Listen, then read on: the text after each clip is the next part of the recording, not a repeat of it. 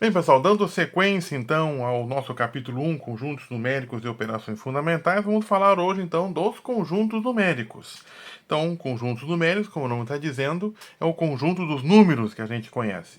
Então, o primeiro conjunto que nós vamos trabalhar é chamado conjunto dos números naturais, que é formado pelos números inteiros positivos, os números que a gente conhece. Então, começando aqui pelo 0, 1, 2, 3 e assim por diante. Esses serão os nossos números naturais. A gente também pode ter o conjunto dos números naturais excetuando o zero. Então a gente vai começar aqui pelo 1, pelo 2, pelo 3 e assim sucessivamente. Então sempre quando aparecer esse asterisco, a gente está excluindo o zero desse conjunto numérico.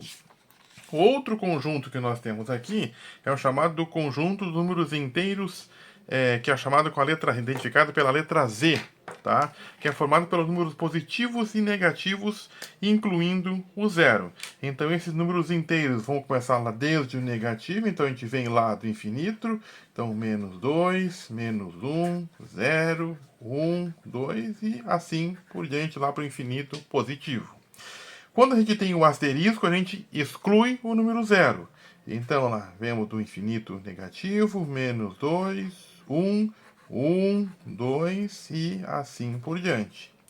Quando a gente tem a letra Z+, a gente está pegando só os números positivos, tá? Então, 0, 2, 3 e assim por diante. Ou seja, os números inteiros positivos equivalem ao conjunto dos números naturais, tá? E também a gente pode ter os números inteiros negativos. Então, vem o lado infinito negativo, menos 2, menos 1 e 0. Então, os números inteiros, representados pela letra Z, incluem no total os números positivos e negativos. Já o conjunto de números racionais, que a gente vai apresentar pela letra Q, a gente vai incluir nesse conjunto todos os números que podem ser obtidos por uma razão, por uma divisão de dois números inteiros. E que a gente pode observar que está escrito aqui por enunciação. Então a gente vai ter uma razão do número inteiro A pelo número inteiro B, onde o número inteiro A pertence aos números inteiros e o número B pertence ao conjunto de números inteiros tirando o zero. E a gente sabe que não existe divisão por zero. E esse conjunto é identificado pelas divisões. Quem são os componentes dos números racionais? A gente vai ter os números inteiros, tá? Que eles também podem ser representados por frações. Por exemplo, 5 sobre 1, que vai dar o número 5, tá? A gente pode ter também aqui, nesse conjunto, as frações. Então, por exemplo, 2 terços ou 5 oitavos, por exemplo. Tá? A gente também pode ter os números decimais, tá? Que são os famosos números com vírgula. Então, 0,2, 0,75, 1,25, etc. Então, só para trazer alguns exemplos dos conjuntos dos números racionais. Então, inclui os números inteiros, as frações e também os números decimais. Dando sequência, então, a gente tem dos conjuntos de números racionais, tá? A forma que a gente vai representá-los. Então, a gente pode ter um número decimal exato, tá? Então, por exemplo, a gente tem o número, a fração, o número racional 1 sobre 10, que a gente pode representar como 0,1. É um decimal exato. Ou então, 1 quarto, a gente representa pelo decimal 0,25. Tá? E a gente também tem a representação decimal periódica e não exata. A gente tem o número inteiro 1 terço, ele pode ser representado pelo número decimal 0,333 e assim por diante. Tá? Que a gente vai chamar de dízima periódica, que a gente também pode representar por 0, o 3 é o termo que se repete, a gente coloca uma barrinha em cima para não ficar repetindo ele infinitas vezes. Então, a gente pode também representar os números racionais, né, através de um número decimal. Tá? Seguindo, a gente também tem o conjunto dos números irracionais, que, como o nome está dizendo, são números que eu não posso representar através de uma fração, através de uma divisão, e vão ter uma representação decimal infinita e não periódica. Então, por exemplo, a raiz de 2. A raiz de 2 vai ser 1,41, 42, 1, 3, 5 e reticências. Esse número segue infinitamente. e eu não consigo representar esse número através de uma fração. Então, por isso, ou de uma razão. Então, por isso são números irracionais. Ou a raiz de 3, que é 1,732508, etc. Eu também não consigo representá-lo através de um número racional. Ou então o famoso π, que é 3,141592 e etc. Então tem infinitas casas para o número π. Então esses são um exemplo de números irracionais, que a gente representa pela letra I. E depois a gente tem o grande conjunto, o conjunto que reúne todos esses outros conjuntos, que é o chamado conjunto de números reais, que a gente representa pela letra R, que reúne então, observando pelo diagrama de Venn, ó, reúne os números racionais, os números inteiros, os números naturais e também os números irracionais. A gente pode ver pelo diagrama que os números naturais estão contidos nos números inteiros, que por sua vez estão contidos nos números racionais, que por sua vez estão contidos no conjunto dos números reais.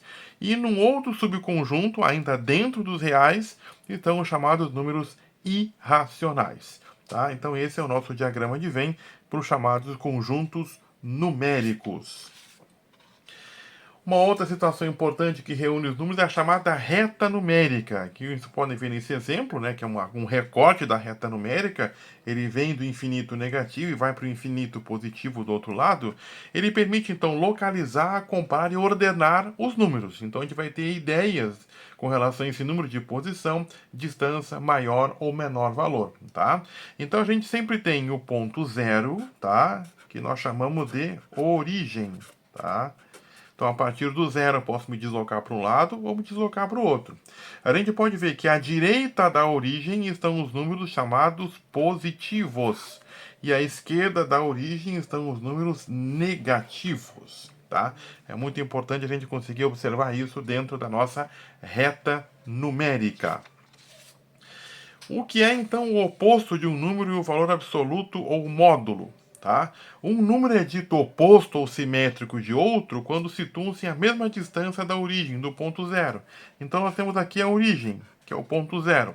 Tá? Se a gente considerar o número 2, tá? Quem será o oposto do número 2? Bom, o número 2 ele está a uma distância aqui de 2 unidades, tá? Da origem. Então o oposto do 2 vai ser o número que também vai estar a 2 unidades da origem por outro lado. Então, 2 unidades para o lado esquerdo, eu vou cair no número menos 2. Então, o menos 2 ele vai ser o oposto do 2 e vice-versa. Então, o número é oposto ou simétrico, é aquele número, considerando a origem, que está à mesma distância desta origem. Tá? E a gente também tem a questão do módulo, tá? A distância de um ponto que representa o número x até a origem, tá? É chamada então de valor absoluto ou módulo de x. E a gente então vai indicar pelo símbolo do x, que vai ser um número entre duas barras na vertical, tá? Então, por exemplo, qual que seria o módulo do número 2? Tá? O módulo do número 2 é a distância do 2 até a origem. Tá? A origem aqui é número 0, então ele está a uma distância de 2 unidades. Então, 2 vai ser o módulo do número positivo 2. Agora, qual vai ser o módulo de menos 2? O módulo de menos 2 vai ser a distância do menos 2 até a origem, que também vai ser de 2 unidades. Então, o módulo de menos 2 também vai ser o número 2. Tá? Só para fazer uma ressalva ainda dentro do capítulo da reta numérica, tá? É interessante a gente localizar alguns números nessa reta numérica. Por exemplo, se eu tenho o número menos 7 meios, o número racional menos 7 meios, que pode ser representado pelo número decimal 3,5. Onde vai estar esse número 3,5? Ele vai ficar entre o menos 3 e o menos 4, exatamente no metade do caminho. Então, o 3,5 está localizado neste ponto aqui. Agora, onde eu posso localizar o número raiz de 2? Que aproximadamente, tá? Ele vai ser 1,41 e reticências. Então, esse número raiz de 2, ele está entre 1 e 2. Se aqui no meio seria 1,5, então ele está um pouquinho antes do 1,5. Então, ele estaria nessa posição aqui entre 1 e o 2 e um pouquinho antes da metade da distância entre 1 e 2. Agora, se a gente tiver o número π, tá? Que mais ou menos aproximando ele vai ser 3,14 e reticências, tá? Então ele vai ficar entre o 3 e o 4, mas um pouquinho depois do 3, né? Já que temos o 3,5, daí teria o 3,1, 3,2, então ele será localizado mais ou menos aqui no número π. E se tiver um número, por exemplo, 9 sobre 2, que é um número racional que pode ser representado pelo decimal 4,5, então ele vai estar entre 4 e 5, bem na metade do caminho aqui, o número racional 9 sobre 2. E é isso.